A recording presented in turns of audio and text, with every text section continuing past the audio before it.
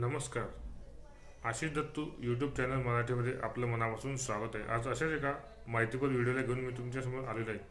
आपल्या चॅनलला तुम्ही नवीन आला असाल तर चॅनल लाईक करा, सबस्क्राईब करा आणि व्हिडिओ आवडला तर जास्तीत जास्त माता भगिनींपर्यंत शेअर करा. व्हिडिओचा मुख्य विषय हा आहे की बचत गटांच्या महिलांसाठी पॅन कार्ड काढण्यासाठी कोणते कागदपत्र लागतात याची माहिती देणारा हा व्हिडिओ आहे. त्यामुळे व्हिडिओ स्किप न करता व्हिडिओ शेवटपर्यंत नक्कीच बघा आणि हा चॅनलला जर नवीन आला असेल तर चॅनल लाईक करा आणि सबस्क्राईब करा आणि बेल आयकॉनवरती क्लिक करा, जेणेकरून अशीच नवीन नवीन माहिती तुम्हाला लवकर आपल्या यूट्यूब चॅनलवरती पाहायला मिळेल. चला तर मग सुरुवात करूया आजच्या व्हिडिओला. बचत गटाचे पॅन कार्डसाठी लागणारे कागदपत्रे कोणते कोणते असतात ते आपण आता जाणून घेऊयात. पहिलं कागदपत्र हा आहे की बचत गटाचे जे अध्यक्ष असतात त्यांचे आधार कार्ड.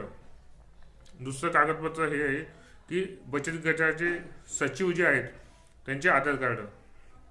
तिसरं कागदपत्र हे आहे की अध्यक्ष आणि सचिव यांचे 2 पासपोर्ट साईजचे फोटो जे आता नवीन काढलेले असतील ते.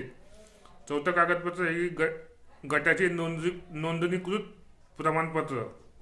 पाचवं कागदपत्र हे आहे की बचत गटाची बँक पासबुक आणि रद्द चेक. आणि सहावा आहे मोबाईल नंबर व ईमेल आय डी, म्हणजे आपण OTP येतो तो सांगण्यासाठी मोबाईल क्रमांक आणि ईमेल आय डी लागतो.